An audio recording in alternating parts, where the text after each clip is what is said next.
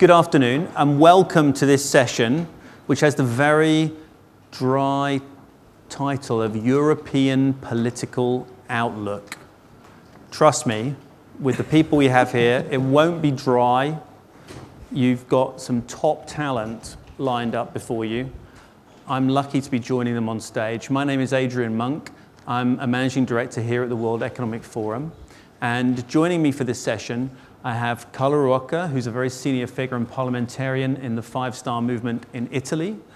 Professor Tyler Cowen, who is one of the leading economics bloggers at Marginal Revolution, author of several books, including The Complacent Class. And I can assure you that we're all too paranoid here to be complacent. And Nina Trentmann, who is from the Wall Street Journal, based in London, has been based out in China, previously with Die Welt, and covering European and British companies. Although I think British companies still count as European until Article 50 finally kicks in. So just to kick off, I think a year ago, nearly to the day, I was in Tianjin explaining why my fellow Brits had decided to say goodbye to the European Union. I wasn't one of them. I voted, I was a Remainer, or as they say in England, a Remona, because apparently we're moaning all the time about how miserable life is without our European friends. The outlook for Europe back then was a disaster. British departure would be a catastrophe. The Union would be plunged into crisis. The old established order would be rocked, gnashing of teeth, wailing, woe, despair. A year later, Mrs. Merkel looks to be cruising effortlessly towards election victory in September, although my words will probably curse her campaign. Emmanuel Macron has both started a political party, won the presidential election, and also filled the French House of Deputies with mini Macrons, which is big news for France, and he's become the sort of Trudeau for Europe. So suddenly from gloom we go to boom. Everything is great in Europe. Everyone's excited again to be European. So with that briefest of introductions and a reality check, I'm going to turn to our panelists just to give us a sense of whether or not in the space of that year we can really have gone to a European outlook of disaster and despair to one of sunny optimism. So Carla, I'm going to start with you because we had the pleasure of meeting in Davos earlier this year, and we were talking about partly about Brexit, but about the rise of a kind of populist anti-Europeanism, not just in the UK, but also we saw it in the Le Pen campaign in France, a lot of concern about Europe. Now with the election of Emmanuel Macron, with Mrs. Merkel, has all that gone away? The problem of European framework is some rules. His rules that has to change. The mechanism of a fiscal compact that implies that the productive investment are treated such as unproductive expenses. And even the monetary mechanism, which implies a segregation of risks, not a risk sharing. Some spread, the spread, which implies, in fact, the existence of one single currency, but even some shadow currencies. Because if I have the spread, I have a lack of competitiveness between enterprise. If I am an enterprise which operates in Italy, for effect of the spread, I have to pay, for instance, a rate of interest higher than the same enterprise which operates in Germany. And this mechanism can't give the possibility to the peripheral country to stay well, to give the possibility to develop their economies. That's a great point, and I think that probably goes back to one of the big criticisms of Europe as a whole. And Nina, maybe, sorry, being German, I'll turn to you, which is that Europe is a great German project and the eurozone is a great German currency, but other people have to live with it. Is that fair? Are we being unduly unkind when people say that? Of course, if you're asking me as a German, I might have a slightly tinted view on that. But of course, we've been hearing this criticism in the past couple of years. It's actually been there from the beginning onwards. But I think during the past couple of years, that criticism has intensified. And there's been this question of like, is the eurozone just in favor of Germany and some other Northern European rich economies? I would definitely say that's not the case. But I think it also indicates that there needs to be more explanation, more communication between Southern European states and Northern European states. Because, of course, as you say, it's true that from an economic point of view, some economies have done better in the past 15 years than others. And Tyler, you actually teach a class, I think, a course on the Eurozone. And you've written about it for a long time, but famously from a very not optimistic viewpoint. And yet you've recently changed your tune. What's given you cause for optimism? The euro now is quite underrated. Keep in mind, the initial goal of the euro was to cement a political union. And look at some of the countries that didn't join. United Kingdom, total mess. Hungary, total mess. So Greece is a lingering and probably permanent problem. But the political project has done okay. And the places outside of that political project actually have seen bigger trouble.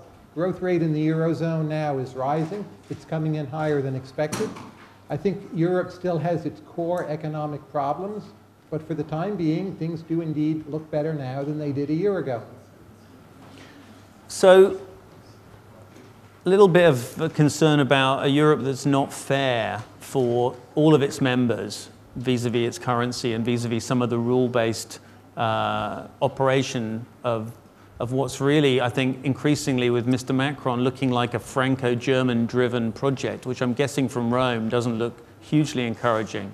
And you probably feel there's a need for a stronger Italian voice and maybe a stronger Southern European voice in Brussels decision making. Yeah. I mean, are you worried that this new Franco-German entente is going to leave some people out? Yeah, I think that, for instance, the Italian government of the past has not a strategy, has not contract some rules in the European framework. Italian needs a very strong government who can realize, together with the other countries, a new European project. And that new European project looks a little old-fashioned if you listen closely to Monsieur Macron, because he seems to be suggesting that, you know, more protectionism, more industrial strategy, I think is the nice term for it. You know, more looking after European companies at the expense of other people, particularly vis-a-vis, for example, China, where he's expressed concern about Chinese acquisitions.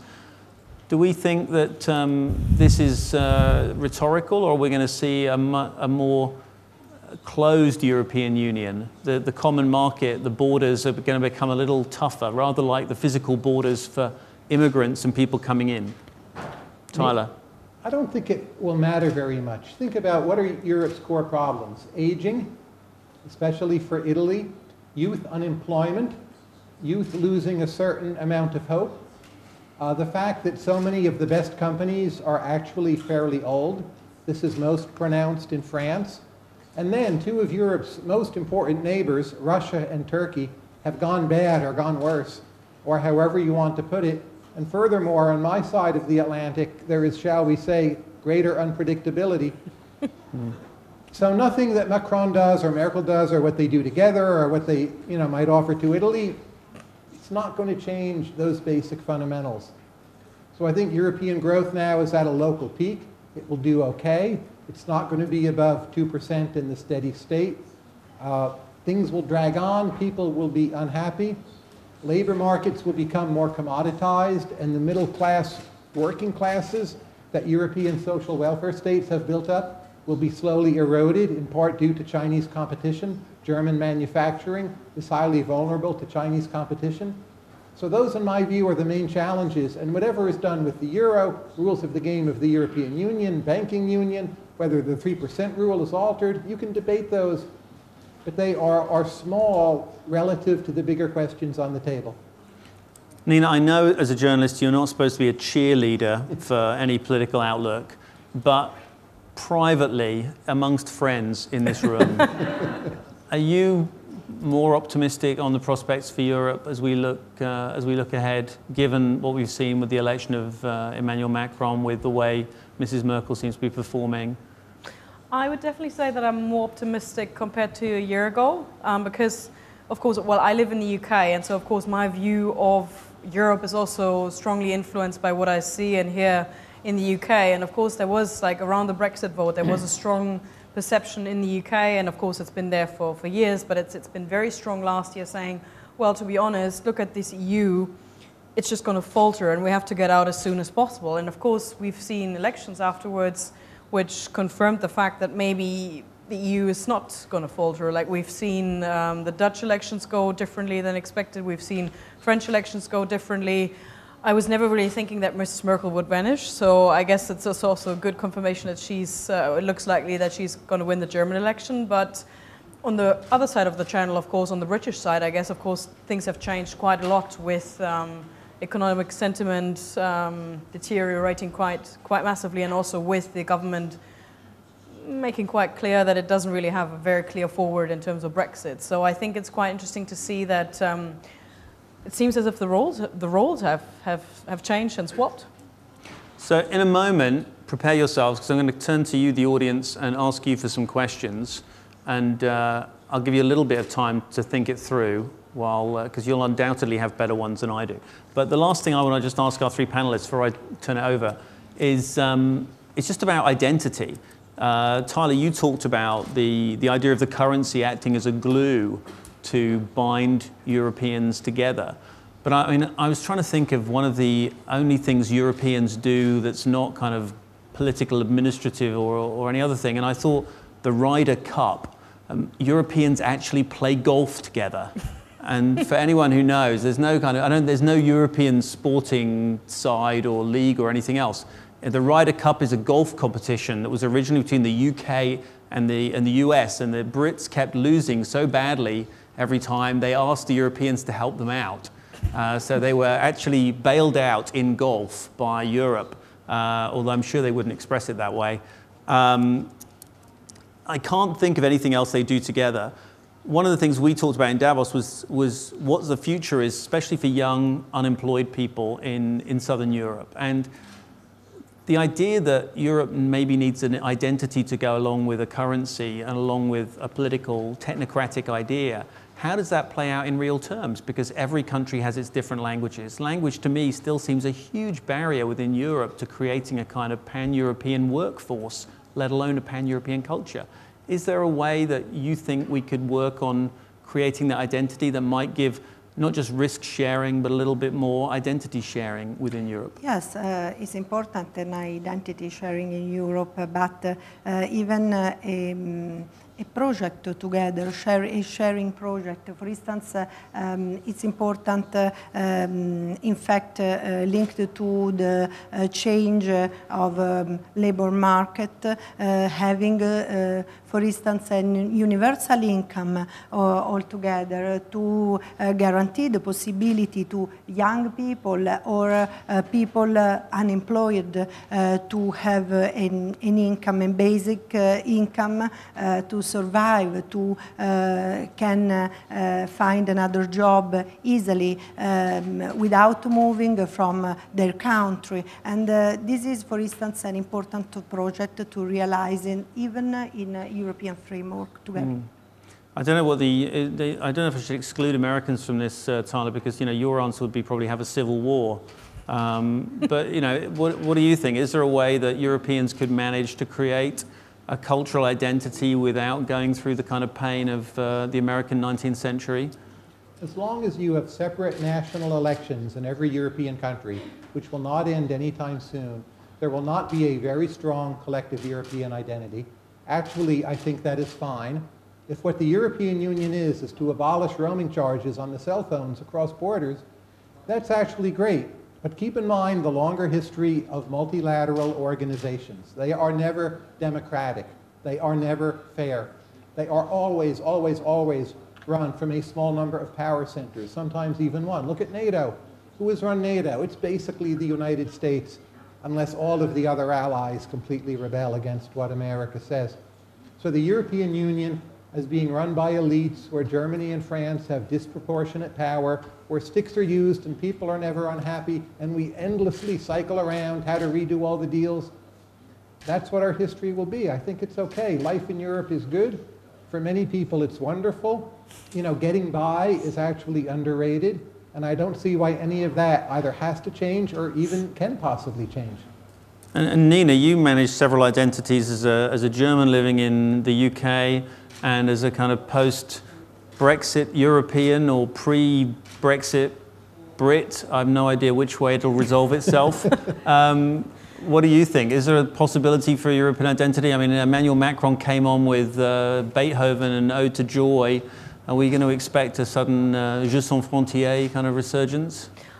Like, I would definitely say that there is some sort of European identity. Like this, we all share like a lot of history together and a lot of cultural aspects that in the end, even if it's French or Italian or Spanish, like the differences are not that many. So I would definitely think also I would disagree that there's no European language. Like we can all communicate in English. Of course, we all have our national languages, but that's fine too. Like the fact that I think there's enough that can communicate, that helps us to communicate, and that binds us. I think one of the issues is, of course, that like the EU has allowed us to do many great things, like work in different countries, have our pension benefits shifted from one to the other country, get education in different countries. I think what we should maybe be better at is communicating all these advantages that are there. And of course that requires a bit of upskilling in terms of education, because not everybody can actually work in all sorts of different European countries because of their skill set. So I think that would be something that I would want to work on. But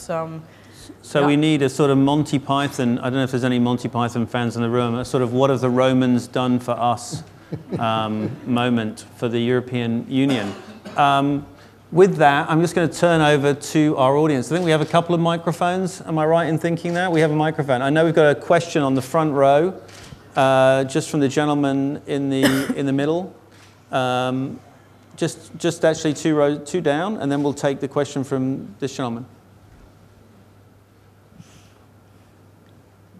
And can you just introduce yourself? It works. My question is how you think that we can fix in a short term the issue that the euro is representing within the eurozone, because at the moment it is just working as a fixed exchange rate regime, and so we know that sooner or later this kind of working will not work. So if you panelists has an idea about what we could do in the short term and in the medium term in order to fix this problem. I'm sure I can imagine there's someone on the panel who does. Carla, I'm going to turn to you first, and then I'm going to ask our other. I think one of the main problem that implies the segregation of risk is the spread.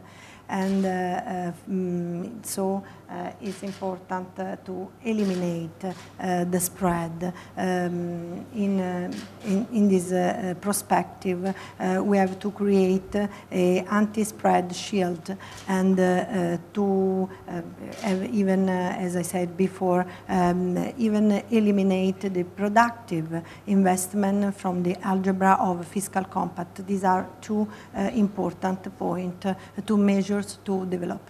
Nina, is this an election-winning strategy for Mrs. Merkel if she adds those two things to her manifesto in Germany? Well, if she mentions it on like page 23, then maybe nobody's ever going to read it. But, well, of course, it's an issue. Like many of the things that Europe needs to deal with in the coming years are not the things with which you will convince any voters to vote for you. I would definitely, in terms of fixing the euro, I would say there's no quick fix to it because there is structural problems, like, for example, sharing currency whilst not sharing fiscal policy and taxation policy. So like in the end, these are two things which to some degree contradict each other. And so that's why the euro is as imperfect as it is, although it's as I find, working pretty well. But I guess in the end, these will be will be incremental, small steps. We've seen like a couple of weeks ago that Germany was opening to this idea of having some sort of European budget and alignment of fiscal policy, which for a long time, like coming from the French side, which for a long time was an absolute no-go from the German side. So I guess we are moving towards that direction, but it's going to take another some years before we'll get some sort of more alignment. And of course, we all have to define as Europeans, do we want to have a common European tax and fiscal policy, or do we as Europeans say, well, no, to be honest, we are happy with having French, German, Italian, Spanish policy, which means then that there's going to be some issues in the European currency that you just cannot fix. Yeah, for what it's worth, I always thought that Brexit was the revenge of people who've been failed by the sterling zone, but that's probably an unpopular opinion. Tyler, what's your take? I think there's a very simple solution to the problems of the euro. Since 2008, parts of Europe have had insufficient aggregate demand. If the European Central Bank would simply target an inflation rate of 2 to 3%, with 2 as a minimum, not as a ceiling, there would be more aggregate demand, higher nominal GDP. This would not solve most of Europe's or Italy's economic problems. At this point, it wouldn't do anything for Greece at all, but it would mean that the chronic recurrence of deflationary pressures in some parts of the eurozone basically would go away, and there would be a periodic ongoing depreciation of the currency, which would boost exporters in many countries. But of course, so many countries, Germany included, don't want that. Not just Germany, Northern Europe in general. It's not popular. Voters hate it. They often have bureaucratic jobs with fixed salaries. To them, 3% inflation is like a bigger pay cut. They don't want to listen, and it's probably not going to happen anytime soon. Gentleman just on the front row, and maybe we can take a question from there too. My name is Austin Okere. I'm a founder of a technology firm that's biggest on the Nigerian Stock Exchange. I'm also an entrepreneur and resident at Columbia Business School. Theresa May was quoted as saying that no deal is better than a bad deal. Is there possibly a third option on the table, which is go back to Remain? And this is to you, Professor Monck. I think someone said, is no prime minister worse than a bad prime minister? I probably shouldn't be answering on behalf of anyone because I don't really speak for the forum on those kind of things, and I'm full of all kinds of twisted British prejudices. So I'll reluctantly duck out of that and ask if I can get one for our colleagues on the panel. Hi, this is Bruce. I'm from Zhejiang Daily, and I think he asked my question is there a possibility that Britain will return to European Union? But I also have a question here about the terrorist attacks happened in European countries, and what's your strategy is to tackle the terrorists which is happening seems everywhere right now in the world? And what's your idea is that we can work together to tackle the terrorist attack? Terrorism, yeah, that's an interesting point. Just on that first point, I mean, does anyone envisage that the attractions, the allure of Europe will prove once again too great to be resisted, or the travails of Brexit might persuade the British government, a British government, to, in future months, weeks, days, to change its mind? Anyone got any on that, Tyler? Terror attacks. Keep in mind the rate of terror attacks in the 1970s in Europe was much higher than it is today. It was terrible, it's terrible now. Europe will survive that. Could the United Kingdom come back? The problem is this: since you have unanimity rules embedded into the EU, every time there's a possible veto vote, it becomes a huge domestic political issue within the United Kingdom, and they become a kind of unworkable partner in the marriage, and then UKIP as a party probably comes back much stronger. I was and still am strongly pro-Remain, but it's like once you start walking to the divorce court, it's really hard to undo it and have the married partners still trust each other. Nina, you're living in London. Are you seeing any regret, as they call it? Well, yes, of course, in London, London is full of that, but that's also because London never voted for Brexit. But I think, yes, of course, you sometimes hear these kind of regrets, but then at the same time, you also, sometimes I hear friends that used to be so soft Remain voters that are now a year later saying, well, to be honest, look at the Europeans, they're not giving us a deal, they're presenting us with this huge divorce bill, like the bill that needs to be settled in terms of payment obligations that the British have in relation to the Europeans. And that's like, I would definitely say that the year has led to a hardening of positions, and I think it's going to take at least 2-3 decades for then also for the British to realize that maybe this was not a good idea.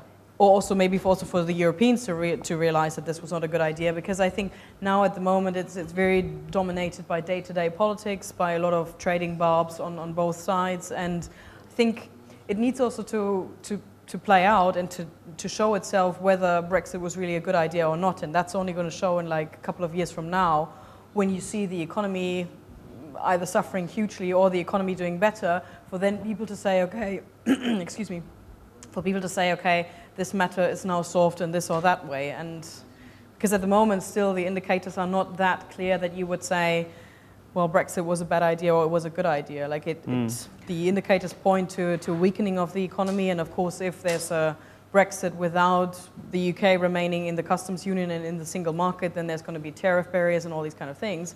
But until that plays out and we see maybe unemployment going up, businesses having more issues, that's going to take some years, and so it's going to take a while, I guess, before people can really wholeheartedly say, okay, we might want to go back, or it was the right thing that we decided. Carla, as a European politician, you know, if suddenly I was a British Prime Minister and I came and said, look, it's a terrible mistake, we never meant to do that Article 50, we'd love to come back and you to forget all about it. How would you react? But I think that in England there are two streets in particular, two possibilities, or a hard Brexit because of Theresa May hasn't the figures, otherwise he has to come back to the elections. And I guess on terrorism, you touched on it, Tyler. I certainly reported on terrorism in the 1990s and on the peace process in Northern Ireland. And it is true that terrorism gets a lot more attention now, but actually it was far more devastating in the 70s, 80s and 90s than we've seen in the tragic events recently that have captured so much attention globally. But does that terrorist narrative feed a kind of, if you like, an anti-immigration narrative, or a kind of, or even actually an authoritarian narrative in some governments? Because we're seeing it being used in cybersecurity by some governments, we're seeing it being used in immigration on others. Quick thoughts from each of you? Eventually NATO may be run by the Europeans, and it will be all about the Navy and cordoning off the Mediterranean and creating a kind of virtual fence. If you look at population balance between Africa, North Africa, and Europe, there's a huge issue each decade out there, and probably Europe will close the borders, I think, for the most part. In my view, this is unfortunate, but I suspect it's inevitable. Carla, you know, Italy's on the sort of front line of dealing with that issue. Yes, but even this problem is a global problem that must be discussed all together with the global project. It's not possible that one nation can arrange the policy alone. And Nina, we conflate the issues sometimes of terrorism and immigration. Is that the right thing to do? It doesn't seem there's a direct link between immigrants and terrorist attacks, or is there something? I would definitely say actually like that the fact that we've seen a couple of terror attacks in Britain recently is indicating that with most of these people having been born in the UK, both in most recent cases, or having moved there like a couple of years ago, none of these people came actually with this recent flow of migrants that we had in 2014. So I guess this has actually been a case which is strengthening both the case for continued exchange of information between the British and the rest of the EU, which of course, needs to remain in place even if Brexit goes ahead as planned. And I guess it also underlines the fact that it's too easy to say, okay, more immigration from far-flung places means more terrorism, because in the end you can also have a lot of terrorism and resentment within your own society from people that have lived with you for decades. So I guess there's no easy equation here. There we have to draw a line under it because we've run out of time, I'm afraid. I know we could have gone on much longer with our fabulous panelists and with you, the audience. But very quickly, I'm just going to say to each of them, Europe, thumbs up, thumbs middle, or thumbs down? What's it going to be, guys? Always thumbs up. Thumbs up, thumbs up, thumbs up. There you go. A European consensus in China. Thanks to all of them.